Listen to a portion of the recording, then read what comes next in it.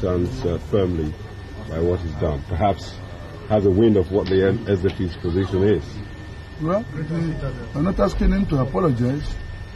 I'm just asking that in the light of the popular mandate of the Nigerian people, as a Nigerian too, and as a leader of Nigeria, you should think again. That's all. I'm not asking for apology. In fact, that is not required. Are there any other views we want to put across?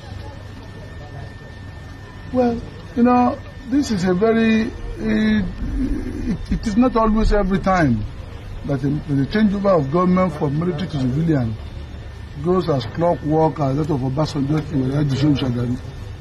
It could be difficult in some instances, but maturity is required to deal with it, experience is required, and patriotism is required on both sides. Yes. That will not be lacking by the grace of God on this occasion too. Certainly not on this side. Thank you very much indeed. Thank you.